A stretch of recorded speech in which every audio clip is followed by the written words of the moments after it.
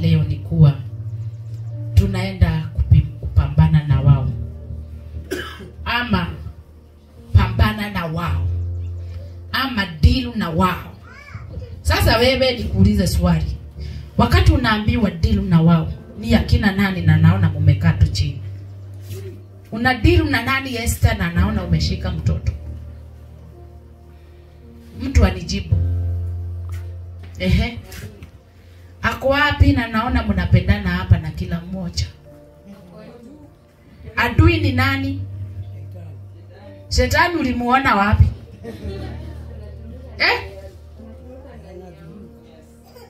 Nataka mtu anijibu vizuri. Huwa naanza na swali. Bwana Yesu asifiwe. Wakati tunaambiwa deal na wao, wakati unaombanga mchungaji anakuambia pambana na wao, pambana na wao, hao ni akina nani? Adui ni nani? Adui ni nani? Pepo. Wale wanakutakia mabaya. Ingine ingine niangalie kila mmoja. Watoto wale wanainama, nitakuuliza swali. I'll make sure nimeuliza mtu swali. Aidha unalala ama haulali, utaniona hapo tu. Utaona spirit yangu imefika hapo. Maadui ni akina nani? Tumeambiwa number 1 ni wale ambao wanatusumbua. For example, wameingiwa na mapepo. Bwana Yesu asifiwe. Nimewapa example ya Salimu hapa tu. Na niseme ya kwamba si kuona wale watu, niliona demons ziko against ile kazi. Ziko na wivu, ziko ndani ya watu. Sasa watu wanafanyika maadui kwa sababu wamekubali shetani atawale ndani yao. Yaani wako na nia mbaya.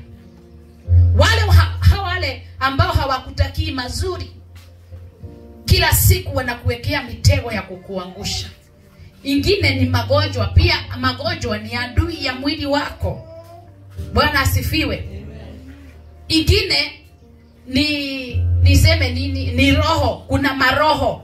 For example, kuna mapepo. Huwa inapita tu. Hata kama haitaingia ndani ya mtu, inaingia kwa mawazo yako. Inaanza kukuonyesha kama vile sasa nimepeana example ya kumtolea Bwana fungu la 10. Na hiyo watu hawatakangi. Mchungaji ukiongea hiyo, uangalie watu wanajifichanga hivi. Ama mtu anainama chini sasa ndiye anaangalia sasa ndiye ataangalia huko. Ni kwa sababu ni pepo. Wakati inatambulikana unaanza kusikia aibu fulani. Demon zinaingianga ndani ya mawazo. Zinakuambia piga mtu. Huyu anakutusi na wewe mtusi.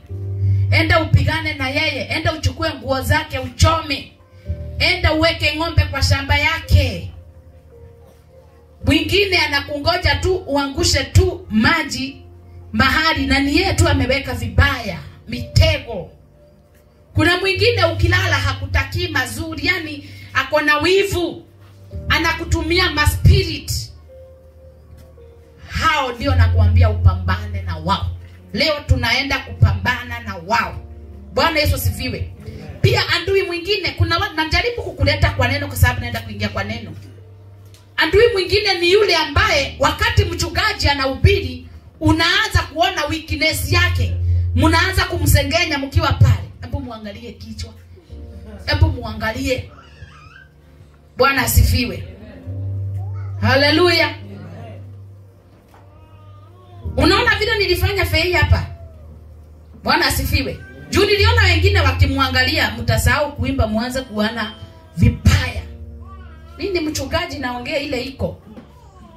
Naweza kuja niko hapa sijafunga bugo yangu mzuri, lakini utaimba ukiangalia hata kama anatuongoza huyu ako na roho mbaya. Nilikuwa nataka kuonyesha hana roho mbaya.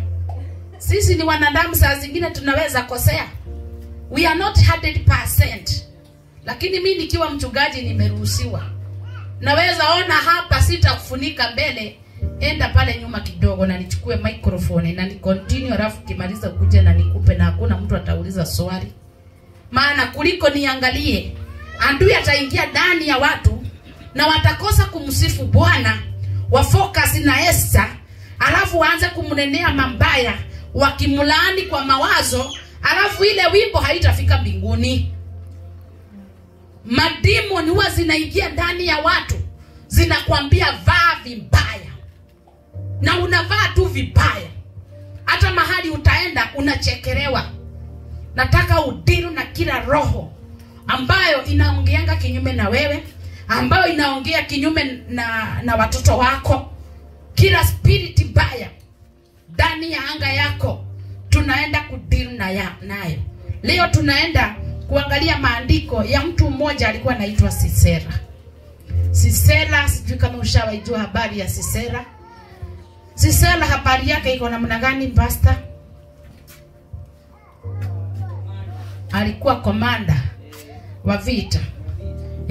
Na alikuwa na magari ya chuma, magari mingi, yani alikuwa tuseme in short ni muasi, lakini kiburi cha hali ya juu. Bwana Yesu asifiwe. Na tunaenda kuangalia habari ya Sisera. Then kuna mtu mwingine anaitwa Deborah.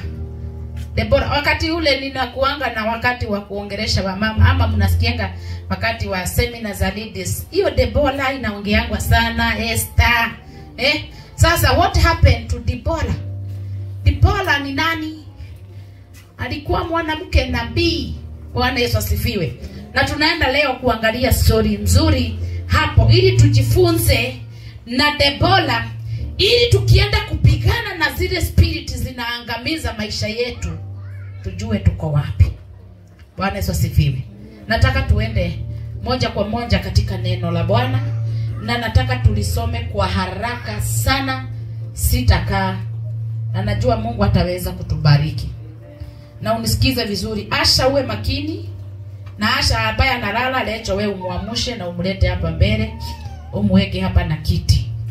Kwa hivyo nataka kila mmoja usilale.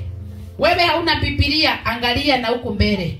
Na wewe uko na Biblia, iangalie na usilalie, ili tuweze kuenda kwa pamoja.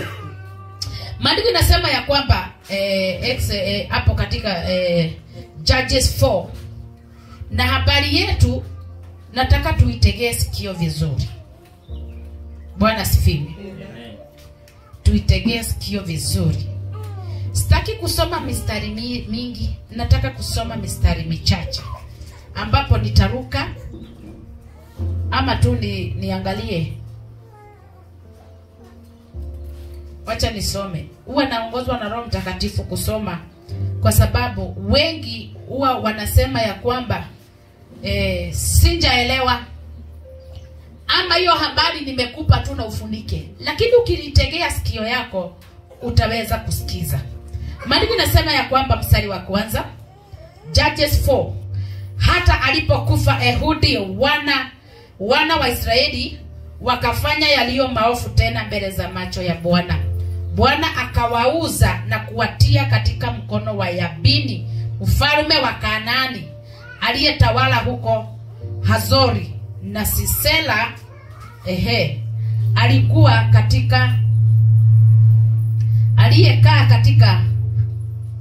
katika Herosethi wa mataifa, alikuwa amiri wa jeshi lake.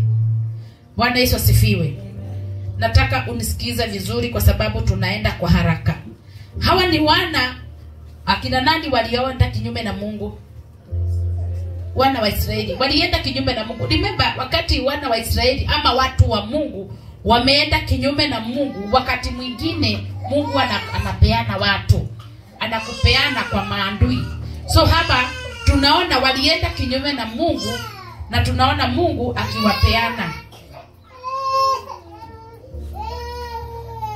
Na tunaona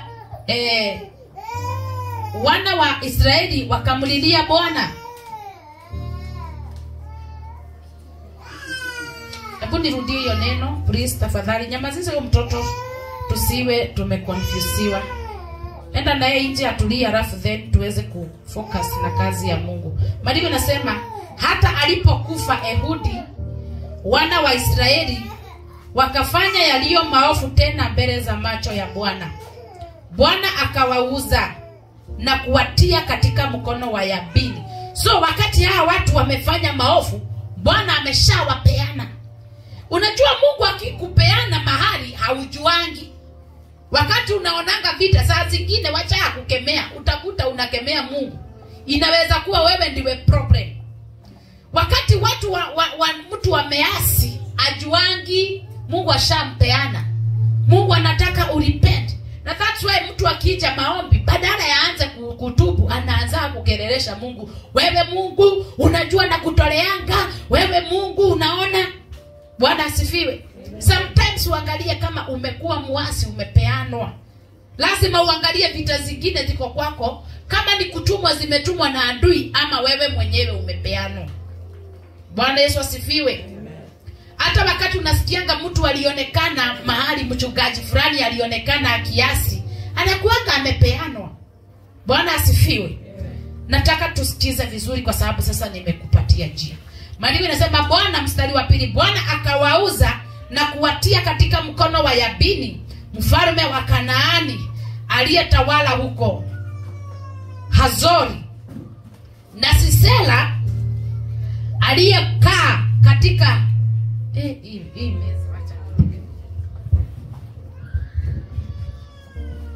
Bwana asifiwe.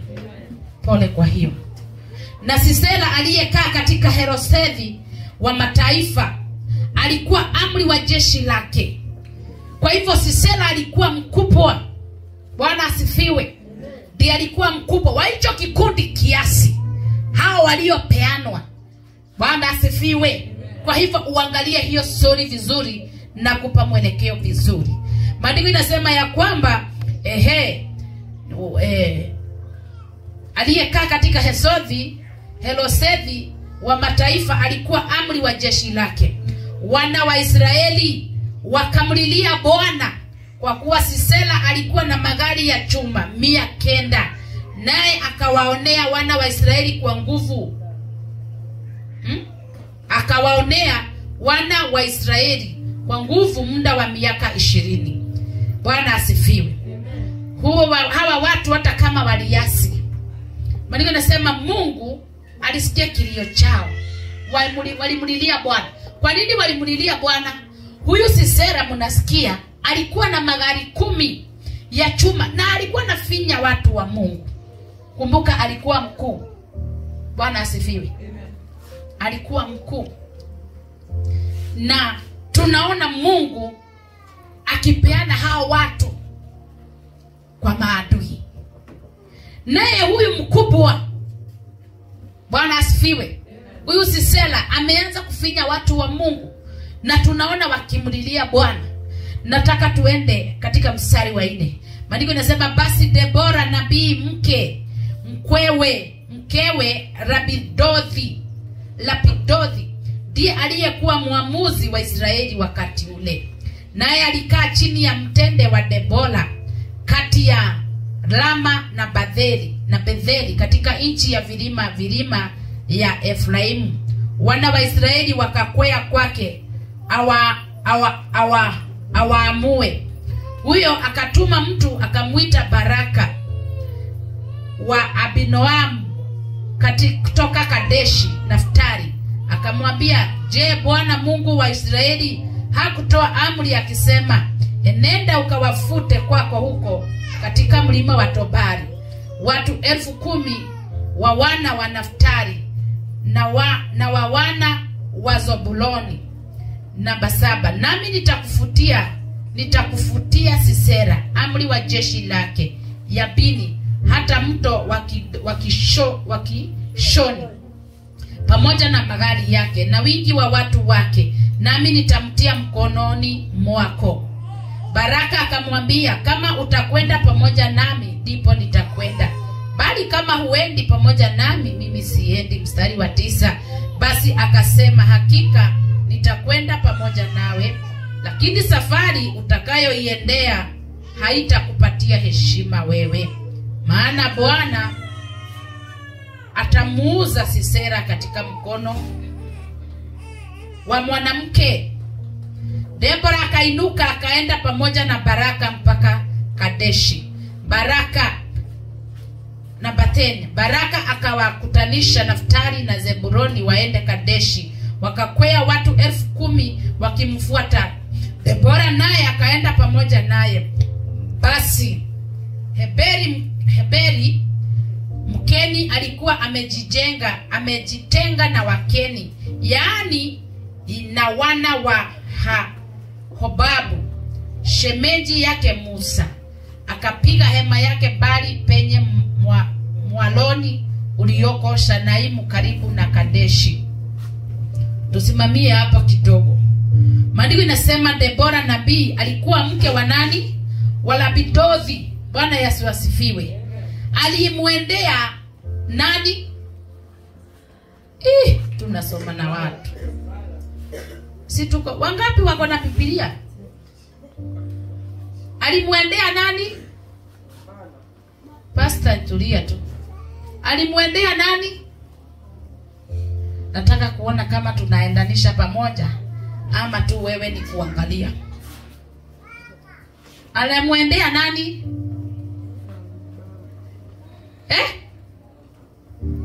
Amuyuko shua. Alimwendea Florence Alimwendea nani? Oh my God. Pastor waambie, alimwendea nani? Barak. Hebu fungeni hizo Biblia zenu mweke kwa mfuko basi. Ikiwa nyinyi mnatazama na hata hatuendi pamoja. Maandiko inasema huyu Debora alikuwa mwanamke nabii. Akamwendea Barak. Akamwambia, Mungu amekuambia uende, maana leo hii Sisera anaenda kupeanwa mikononi mwako. Yaani in short, wewe ndio utatumika kuangamiza nani? Sisera. Nataka tuzungumze kwa sababu ukinyamaza hiyo ni roho mbaya sana. Tu concentrate na neno. Naye huyu anaitwa nani? Huyu mtu aliitwa Barak. Barak akaambia Debora, hai, uko shua mtoa ati ni mimi nimeambiwa niende nipigane vita? Bwana Yesu asifiwe. Debora aliambia Barak namna gani? Maana hauamini ama hauko shua na hii jambo, basi huyu Sisera atapeano kwa mke mwingine, mwanamke mwingine, na wewe hautapata heshima. Tusimamie hapo kidogo. Wakati Mungu ametumana kwako na uwe na doubt, huwa anaotoa kitu kinaitwa heshima. Hata wakati umeambiwa enenda, umepona, uende na manunguniko ukisema, ai, pasa ameniambia tu niende, hata kama mkono wa jameni tu, hata kidole kale kadogo acha niwekelea. Saa zingine heshima ya Mungu inatokanga juu yako. Bwana asifiwe. Siku na mtu alipishana na mtumishi wa Mungu akaambiwa utaona na hautakula. Yeye juu heshima inaondokanga. Wakati wote utasikia sauti ya Bwana, hata kama ni hapa kanisani, hebu ichukue. Hata kama haitatimia kwako na hiyo mwezi, hebu ichukue ukae naye. Isimamishange semanga, I know kuna siku Joe alihubiri na akasema tuamini. Bwana asifiwe. Unajua watu wengi wanasimamanga na imani ya wenyewe. Tunashangilia shuhuda za wengine na tunafurahia, but kwako wewe mwenyewe hauna ile imani ya kwamba hata wewe unaweza tendewa. That's why unakuta heshima ya Mungu iliondoka. Bwana asifiwe. Sasa Barak ako na doubt. Yes, ni sawa ameenda vita na ameambiwa akusanye magari, akusanye watu 10,000. Aende kwa sababu Sisera anapeana mikononi. Na sasa amedoubt sauti ya nabii. Sasa huyu nabii amemwambia, whether you like it or not, Sisera anakufa, but ujue wewe hautapata heshima. Bwana asifiwe. Tutakuja kujua ni nani walipata heshima. Na kuna mtu anawekangwa, ukikosa kuchukua anachukua, kuliko mtoa ukumbukwe. Simon anakumbukwa, na hiyo kitu ni wewe ulikuwa umepewa. You can imagine wewe umeambiwa upeleke hao watu mpaka wafike kule. Ni wangapi tumeona hawajawahi kamilisha? Kama Musa hakukamilisha safari, hakukamilisha. Mara mingi tunaonanga tu pale katika kitabu cha Yoshua 1. Maandiko yanasema Mungu anaambia Yoshua, sasa maana mtumishi wangu amekufa, inuka, kuwe na wewe pata shujaa, uwe na nguvu za wangu. Na pale mlimani Mungu alikuwa amenena na Musa, akamwambia enda upeleke watu wangu waende wakanitumikie, na ninaenda kuwapatia shamba la asali na nini na maziwa. Lakini Musa alifika. Kuna watu wako namna hiyo. Bwana asifiwe. Sasa hapa tunaongelelea mambo ya Debora na Sisera, na huyo mwingine ni nani? Baraka. Sasa kumbuka, Sisera ni mtu ambaye anafinya watu. Yes, ako na magari ya kichuma ya kifahari, but hana heshima mbele za Bwana, na ameudhi watu wa Mungu, ameudhi Mungu. Sasa Mungu ashampeana, na sasa hapa Baraka ameambiwa kupitia sauti katika mtumishi wa Mungu ule anaitwa Debora, anaambiwa ambia Baraka, mimi Mungu nimempatia Sisera amwangamize. Sasa unaona huyu Baraka amekuwa na doubt, naye Debora anamwambia ya kwamba maana hauna uhakika na lile jambo, na kuambia basi utaenda vitani, but Sisera atapeanwa mikononi mwa mwanamke mwingine. Yani wewe hautapata heshima. Jiangalie mara mingi, ni wapi unakuanga umeambiwa na Mungu ukamilishe hii jambo, haufikangi. Unaweza simama utangaze kitu, Bwana asifiwe wa mama, na tukujange hapa kila Wednesday tunaosha, but wewe kupatikana ni ngumu. Ukiambiwa si ukuje utusaidie kuchota maji, unakwazika tu. Haleluya. Umeitwa ama hata umeita watu, but kile unawaambia hawafiki. Yani kuna ule anafika. Yani tukutane hapa Thursday, ni siku ya kuona mchungaji. Unakuta wamama wawili na mwenye alitangaza hako wapi? Hayaonekani. Ukimpigia simu ni mteja, ama anapiga anaona missed call na hapigi. Bwana Yesu asifiwe. Hebu uliza mtu, wewe ni nani kati ya watatu? Wewe ni Debora, wewe ni Sisera, ama wewe ni Baraka? Haleluya. Tuko mstari wa 12. Watu wakamwambia Sisera ya kwamba Baraka mwana wa Abinoamu amekwea kwenda mlima wa Tobari. Sisera akayakusanya magari yake yote na magari ya chuma 900 na watu wote waliokuwa na pamoja naye toka Haroshethi wa mataifa mpaka mto wa Kishoni.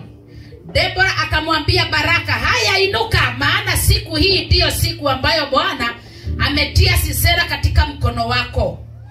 Je, Bwana hakutoka atangulie mbele yako? Basi Baraka akashuka katika mlima wa Tobari na watu 10,000 wakamfuata. 15. Bwana akamfadhaisha Sisera na magari yake yote na jeshi lake lote, kwa makali ya upanga mbele ya Baraka. Basi Sisera akashuka katika gari lake akakimbia kwa miguu. 16. Lakini Baraka akayafuatia magari na jeshi hata Haroshethi wa mataifa, na hilo jeshi lote la Sisera likaanguka kwa makali ya upanga, hakusalia hata mtu mmoja. Nisikilize vizuri. Maandiko inasema Debora akaambia Baraka, sasa teremka. Unajua kuna watu walinusa, ama kuna watu walipata fununu ya kwamba Baraka amekuja. Ni kama sasa uwe uko wanted, na isemekana huku Kiganjo kuna wale watu wanakutafuta. Simon, Joseph, Fei, tumewaona huku ni kama wanakupeleleza mahali huko. Alafu naye kwa sababu alikuwa ameamini magari lake na jeshi lake na watu wake wa nguvu na mabuduki zake na borombamba, bastora zake na baruti zake, bomu zake, alikuwa ameamini hizo. In short, alikuwa ana trust hizo vitu sana.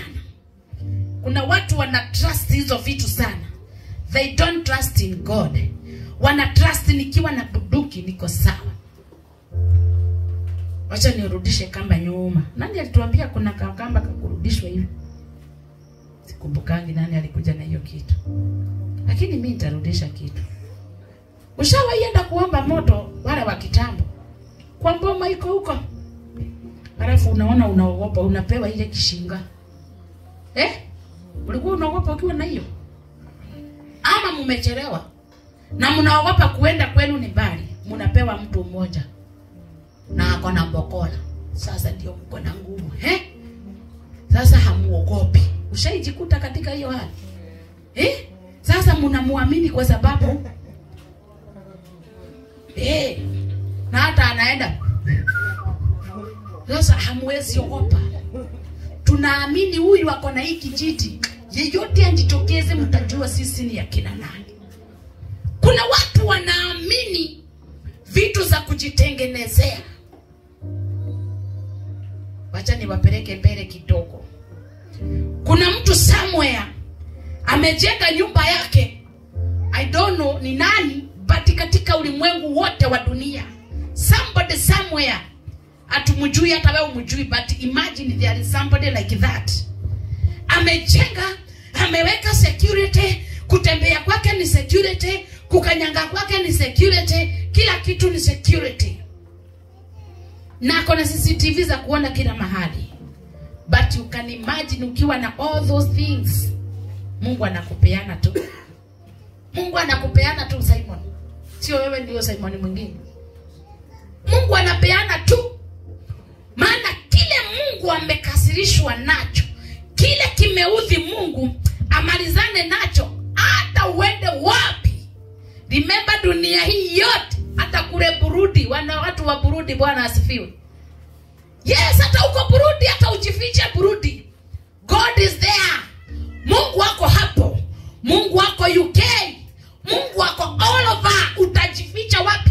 Remember huyu jamaa anayeitwa nani, simu nikumbushe, simu namjua tu. Alijificha kwa maji. Pastors wapi? Unajua Mugiambua ni pastor Mugiambua. Yes, ndio hiyo. Jamaa amelala pale chini. Kwa ile meli, sijawahi bebwa na meli. But nile siku nitaingia nitakagua kama kuna kitanda huko chini. Hata yai, si tuende na wewe tutaangalia. Bwana asifiwe. Maybe kuna mahali pale tunaongelelea mambo. Sasa imagine meli ile, kuna meli na ndio kuna meli inabebanga wakubwa. Kama vile kuna ndege ya wakubwa. Hata mkikataa simchunguze, simtakuta tu. Hata kama hakuna nimetabiri itakuwa. Bwana asifiwe.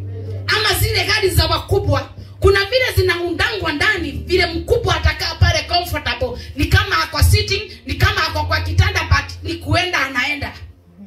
You can imagine huyu jamaa alijificha kwa boat na akalala. Hata kama upepo ilikuja kisurisuri, akasema nitupeni nikufe. Kifo kina Mungu. Nataka kukuonyesha ya kwamba Mungu akiwa amekupeana, hakuna mahali unaweza jificha. Naongea na wale watu wao wanajificha hata kwa miungu. Mungu hata ako kwa mganga ndani, anamchungulia akili anafanya, but ni time anampa ya kurepent. Bwana Yesu asifiwe. Huyu jamaa amekaa kwa meli kebu, na ndio hiyo meli kebu imeanza kuzama, na watu wameulizana nani yako kinyume na Mungu wake. Paka wanacheza pale karate, wanacheza pale michezo yao, wakiulizana miungu yetu inasemaje. Miungu yao inawaambia mimi siwezi ongea leo, kuna yule mkubwa kuniliko. Wakamuamusha, akasema ni kweli ni mimi, nirusheni nini kuve, maana mimi natorokea Mungu. Paka wanamuuliza shwari, unatorokea Mungu, unakuja kutuletea Kiislamu? Anasema nirusheni ndani ya bahari. Maana huyu jamaa alisema ya kwamba anaitwa ni Jona. Jona alisema nirushe. Kwa mawazo ya Jona alisema sasa mkinirusha, wow, ndio tumemalizana na Mungu. Mimi habari yake sitaki.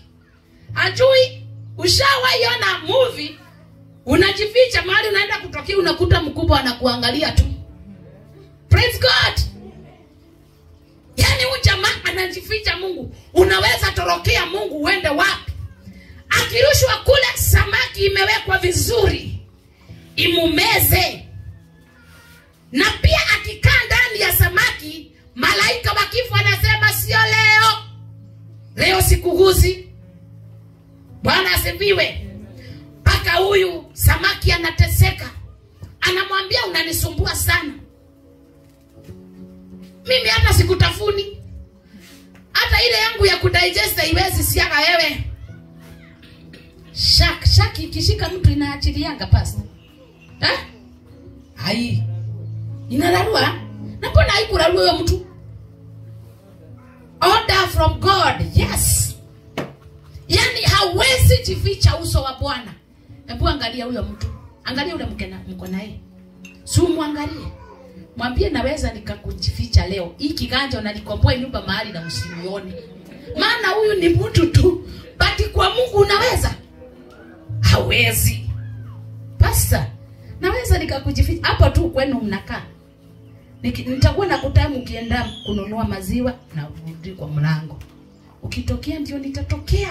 Hatunaweza kaa 5 months kama hujawahi niona. Maana sisi ni wanadamu, tunaweza jifichana. Paka uite ule mtu awadhire ku. Kiniongeleshea hapo tu na mimi nakuwatch tu hapo. Praise God. Sasa huyu Sisera anaambiwa na watu ya kwamba woi kiumeleta shida. Maana baraka anateremka anakukuta. Kwa hivyo Sisera alijua amekutwa. Sasa tunaona maandiko inasema akaandaa magari zake na jeshi lake wakateremka, ni kutoroka wanatoroka. Naye Mungu ni nani? Akakamata kama vile alikamata jeshi ya nani?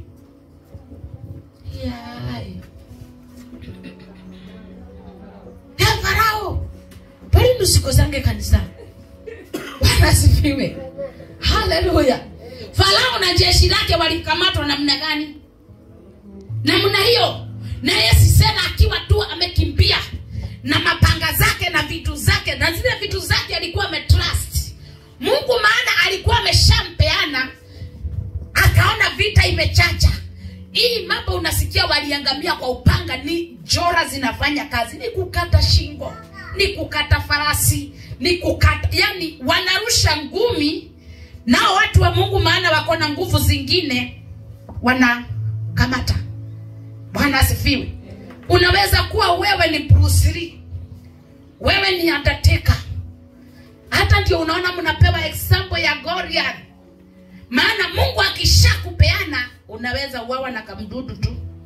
Kamdudu tu. Kwani Herode alikufa juu ya nini? Nani alienda kagonga Herode kufa? Kuna watu walimvamia na majembe. Aliuawa na nini? Si ni madudu zilimkula tu. Kamdudu tu. Kanaingia kengine hata mimi zaidi na mimi niko zaidi na mimi niko zaidi na mtu akakufa. Maana mtu akiasi mbele za Bwana, Mungu anasema unakaa kama mavumbi. Yani anakusahau, anakupeana mikononi mwa adui upepetwe na hata kusaidia. Maandiko inasema ya kwamba wakati vile vita ilichacha, huyu Sisera akaona sasa sitaweza kukimbia na farasi tena. Wacha mimi nishuke niteremke. Sisera akashuka. Na ndiye huyo anakimbia. Jo, utakimbia uende wapi? Miguu ulio nayo ni ya Mungu. Akiwa amekupeana, ameshakupeana. Bwana Yesu asifiwe. Naye huyu jamaa anaitwa nani? Baraka. Akakimbia na jeshi lake, wanakimbiza nani? Sisera. Lakini lile kundi lote lilikuwa la Sisera liliangamia kwa upanga. Yani kukawa hakuna akujabaki chochote. Waliangamizwa kwa upanga. Prasi magari zake za chuma, prasi kila kitu chake kikaweza kuangamia. Lakini Sisera akakimbia. Tunataka kujua alienda wapi. Bwana asifiwe. Tuko mstari gani? Haleluya. Maandiko inasema mstari wa 7, lakini Sisera akakimbia kwa miguu, akaifikiria hema ya Yoeli. Yaeli alikuwa rafiki, yani nitasema nini? Yaeli ni mwanamke. Mbona nisikiza vizuri kabla hujafika hapo, ndio tukifika uelewe. Yaeli alikuwa best friend ya Sisera. Nani hapa marafiki? Sio ile marafiki ya kanisani, yani marafiki unaweza mwambia anything. Marafiki, Bwana asifiwe. Rafiki yako hapa kanisani ni nani? Somebody tell me. Sisera. Mimi ni Esther. Esther hauna rafiki? Agnes, rafiki yako hapa kanisani ni nani? Leo pastor waone ndio wakunanga washirika wako na maurafiki huku. Ni rafiki yako ni nani? Ule mwenye unaweza ambia siri yako. Acha nao. Wewe si ni mama. Sasa rafiki yako ule unaweza mwambia kila kitu ni nani? Haya mimi. Hebu nipigieni makofi. Mama Brown, rafiki yako ni nani? Mimi nitakuandika. Ni mimi Wow. Agnes, rafiki yako ni nani? Ule unaweza ambia mtu nini? Mimi. Utaona vile nitakufanyia. Wacha tutaingia kwa hii maandiko. Lecho, rafiki yako hapa kanisani ni nani? Mimi. Kwani hamupendani nyinyi? Okidani. Haya. Fei, rafiki yako ni nani? Haya. Na wale wanasema Simon ananiandikia. Leo wanatoa tithe. Joy, rafiki yako mama ni nani? Ule unaweza ambia siri zote. Kwani mnaniambia mimi? Si mungekuwa mnaambia hata wengine. Wini ni nani? Mimi.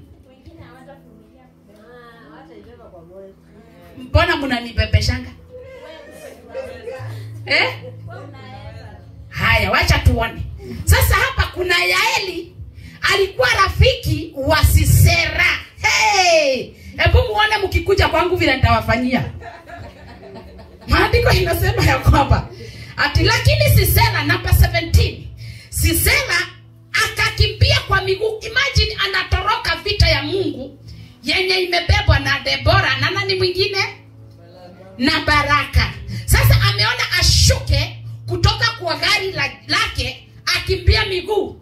Na ndio huyo Pori, ndio huyo Wini, ndio huyo Fei, ndio huyo Joe, Mama Brayo, wale wote wamesema ndio hao wanakimbia. Ngoja nitawaonyesha. Maandiko inasema lakini Sisera akakimbia kwa miguu, akaifikiria hema ya Yaeli, ndio huyu Florence. Sasa nilikuwa nataka ushike rafiki ule wake wa karibu. Ameona sasa wacha nikimbilie huko. Hata naonanga wamama wale wanapitia shida. Tuseme mama amepigwa na mzee. Kuna ile nyumba anaweza kimbilia. Mahali ambapo hata semwa. Bwana asifiwe.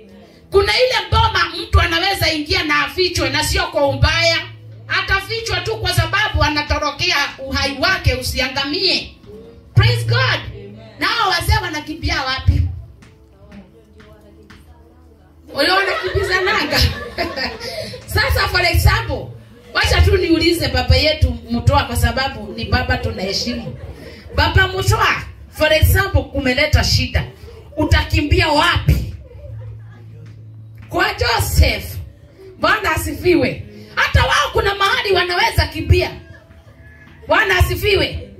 Hallelujah. Carvis, kukileta noma unaweza kimbia wapi? Kwa Pastor Joseph. We Pastor Joseph bado uko na mzigo. Hallelujah. Hata wao kuna mahali wanaweza kimbia vita ikichacha, ama hali ikichacha. Na si lazima iwe ni vita, mambo ni mengi inaweza fanya mtu aone mchungaji Joseph sio vita tu, hata maushauri. Praise God. Maandiko inasema ya kwamba hallelujah, lakini Sisera akakimbia kwa miguu, akaifikia hema ya Yaeli mkewe Heberi Mkeni, kwa maana palikuwa na amani kati ya Yabini mfalme wa Hazori na nyumba ya Heberi Mkeni. Yaeli akatoka kwenda kumlaki Sisera, akamwambia, karibu bwana wangu. Kwa hivyo karibu Mama Brayo, karibu Fei, karibu kwangu. Hivyo ndivyo alimwambia. Akamwambia karibu, usiogope. Sasa unaona Pauline, nakwambia karibu, usiogope. Wangapi niliwaambia karibu na msiogope? Na si mliona hakukuwa na uoga yoyote. Amani ilipatikana ama ikupatikana. Lakini hapa kwa Yoeli sasa muondoe Florence, sasa mseme ni Yoeli, mimi siwezi nikakusaliti. Kwa hiyo maandiko inasema ya kwamba Yoeli akatoka kwenda kumlaki Sisera, akamwambia karibu bwana wangu, karibu kwangu, usiogope. Akakaribia kwake hemani, naye akamfunika kwa bushudi. Yaani ni kufunika na kile kikoi. Bwana asifiwe. Niko na kikoi cha kufunika watu. Akamfunika kwa kikoi. Haleluya. Namba 19. Akamwambia tafadhali nipe maji kidogo ninywe, maana nina kiu. Akafungua chupa ya maziwa akampa kunywa, akamfunika. Hebu angalia ile upendo Esther. Yaani yeye ameitisha maji, mpaka sasa amepewa maziwa. Ndio wameniambia wananipenda. Umekimbia kwangu, unataka hata amani, unataka kuzungumza na kuambia hata lala hapa. Haleluya. Nataka uelewe vile hii story ilivyo, ndio unaona najiingiza pale, ndio nikukaribishe zaidi katika hii habari. Maandiko matakatifu inasemaje? Akamwambia tafadhali nipe maji kidogo ninywe, maana nina kiu. Akafungua chupa ya maziwa akampa, akanywa, akamfunika. Namba 20. Naye akamwambia simama mlangoni pa hema. Sasa ni mama Brayo ananiambia, maana nimekimbizwa na umenipa maziwa na nimelala na umenifunika. Basi Florence, enda usimame hapo kwa mlango, kisha itakuwa mtu awaye yote akija na kuuliza akisema, je, yupo mtu hapa? Basi mjibu, la, hapana. Unaona mama Brayo amekuwa muasi mbele za Bwana, sio mbele za bwana yake. Tunaongea tu, lakini kuna watu nataka kuleta karibu. Sasa anamwambia enda usimame kwa mlango wewe Florence. Pauline ananiambia Florence, umenipa nimelala. Yes, enda usimame pale. Na mtu akija yeyote, kumaanisha Yoeli, Yaeli hakuwa anajua kana kwamba huyu mama ni wanted, kana kwamba hata kama tuko marafiki, kumbe umekuwa kinyume na Mungu. Diuno kuna watu wanakuanga marafiki na nyinyi na ni wambaya, wanajificha. Kitambo ujue mtu ni wa tabia gani, hata wewe utasema gongwe basi. Praise God. Sasa huyu mama alikuwa rafiki yake, na ndio huyu anamwambia basi enda usimame pale kwa mlango, na yeyote atakuambia, atakuuliza kama mimi niko, mwambie haujaona mtu. Na wacha nikuambie, kuna neno linakuja kutimia. La nani? La Deborah. Wakati aliambia Baraka ya kwamba Mungu amepeana Sisera mikononi mwako, na huyu jamaa anaanza kuwa na doubt. Akaambiwa hata kama hautamuua atauawa na mwanamke mwingine, lakini hakutakuwa na heshima. Praise God. Sasa ona, huyu marafiki ameshampea maziwa na amemwambia kaa hapo, nami naenda pale mlangoni vile umeniambia nikae hapo, ili yeyote atakaye kuja sitamwambia kama uko huko. Wacha tuombe. Kama Florence anaweza akaficha hiyo kitu.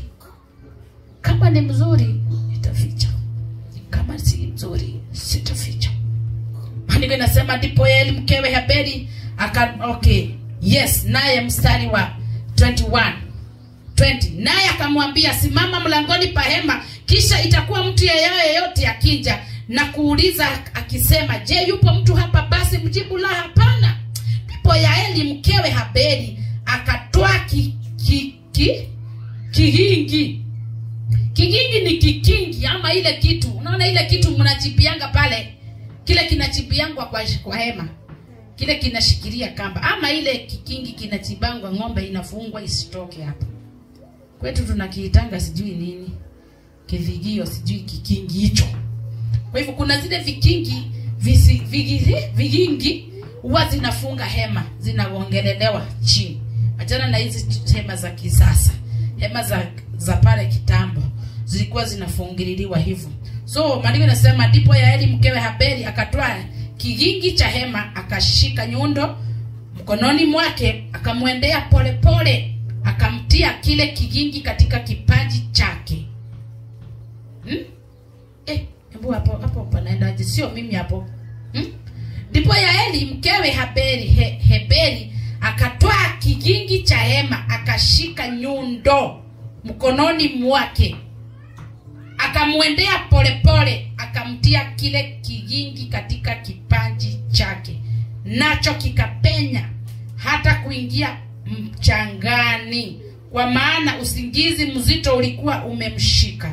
Basi akazimia, akafa. What is wrong with that? Nisikilize sasa hapa.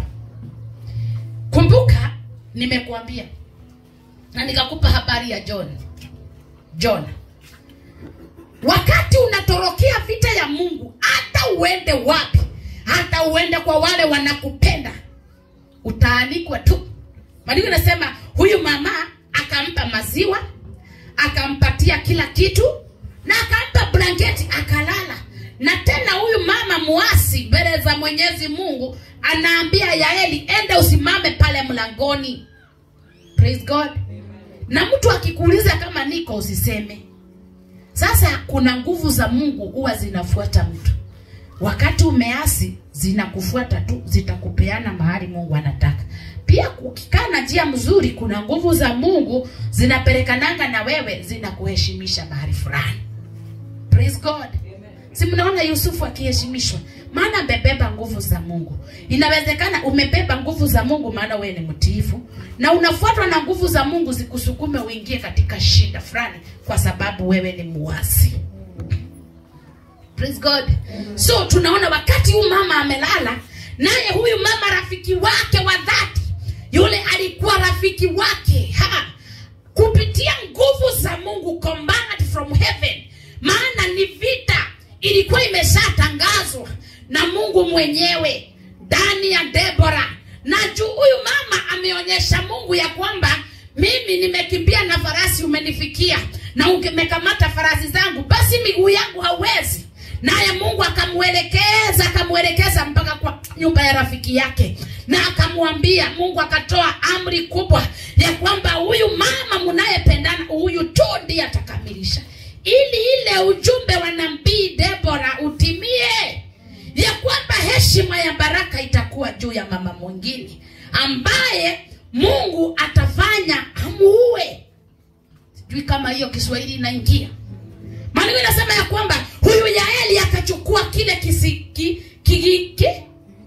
kikingi na nyundo, akiwa amelala tu, na amelala, akaweka kile kikingi hapa, kikatokea saidi nyingine, kikashikana na ardhi, akafa hapo. Maana anasema alikuwa amelala usingizi mzito, si ameshiba. Ameshiba. Sasa pale, maana Mungu alikuwa ametoa amri, lazima, na ndio ninawaambianga, neno la Mungu haliendangi bure. Huwa linaenda, linafika kwa Esther, linatimia na linamrudia. Aidha linatimiza mazuri ama mabaya. For example, neno la Mungu likakuja juu ya yule mtumishi wa Mungu Elisha, ya kwamba enda uambie ule mtu ambaye amechukua shamba ya Nabothi atakufa, hata kama amevaa magunia. Lile neno la Mungu, hata kama mtu ametubu, wali naingia mpaka kwa watoto wake. Bwana Yesu asifiwe. Wali linatimia. Aliingia ndani ya malaika Gabriel, akamwambia, peleka ujumbe, enda uongee na mwanamke, umwambie atazaa mtoto. Mimi nachukua nguvu za utoto hapa, nimpe azae Yesu. Yesu anaingia, Yesu akiwa mzima, bati atazaliwa kama mtoto mdogo, na ndiye ataokoa ulimwengu.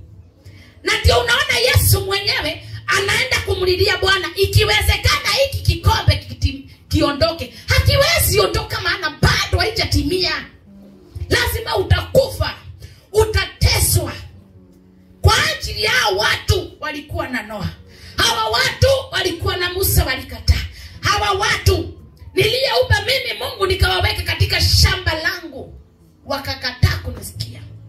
Na juu nataka mwanadamu anirudie, enda uwakomboe. Nikiona damu yako pale ikitiririka mwanangu, nitachukua watoto. Sitakubali lolote liwatendekee. Wakilitanja tu jina la Yesu Kristo. Haleluya. Niliwaambia juzi tumepewa hilo jina, na hata mumeimba leo. Hilo jina la Yesu. Haleluya. Maandiko inasema ya kwamba huyu mwanamke akaongelewa hapa na ile kikingi. Huyu Yaeli akachukua nyundo, akapigilia. Sijui mawazo ya Yaeli ilikuwa inawaza nini. Ni rafiki yake anafanya hivi, ama ni nguvu za Mungu sasa zimetake over? Ni nguvu za Mungu zimetake over. Na it doesn't matter ni nani atatumika, pastor. It doesn't matter ni nani atatumika, Esther. Umwagiliwe mafuta ili ushikwe uende level ingine. Nguvu za Mungu zikishuka, akisema atakubariki, lazima hilo neno litimie. Aidha sisi tunapenda ama hatupendi. Na hata Florence akikataa kukumwagilia, somebody else atainuliwa apewe hiyo kazi ili neno la Mungu litimize. Bwana Yesu asifiwe. Kila Mungu ameahidi atatenda, lazima atatenda. Akikwambia hawa maadui mnaona hamtawaona tena, lazima Mungu atapigana hiyo vita. Bwana Yesu asifiwe. Nataka tumalizie kwa hii. Maandiko inasema ya kwamba alipomuua, tunaona tumefika wapi? Namba 22. Natazama Baraka alipokuwa akimfuata Sisera, Yaeli akatoka ili kumlaki, akamwambia, "Njoo, nami nitakuonyesha yule mtu unayemtafuta." Basi akamwendea kwa nione. Turudie. Natazama Baraka alipokuwa akimfuatia Sisera, Yaeli akatoka ili kumlaki, akamwambia, "Njoo, nami nitakuonyesha yule mtu unayemtafuta." Basi akamwendea, na tazama, Sisera amelala humo, amekufa. Na hicho kikingi kilikuwa kipanjini mwake. Basi hivyo Mungu akamshida Yabini mfalme wa Kanaani mbele ya wana wa Israeli siku hiyo. Mkono wa wana wa Israeli ukazidi kupata nguvu juu ya Yabini mfalme wa Kanaani, hata alipokuwa wamemwangamiza Yabini mfalme wa Kanaani. Bwana Yesu asifiwe. Wakati Mungu amekasirikia nchi fulani, na Mungu akasirikia huyo mfalme, hata kama uko na mtu ambaye unaona, for example kama sasa huyu jamaa aliyeuawa na Daudi, alikuwa anaitwa nani? Goliath. Alikuwa anasimamia akina nani? Wafilisti, si ndio? Na ili Mungu aweze kupeana Goliath kwa nani alikuwa mfalme wa hawa kina Filisti? Chemsha bongo. Alikuwa nani? Ati Samson. Hai. Hiyo sio mimi nishaihubiri hiyo. Samson.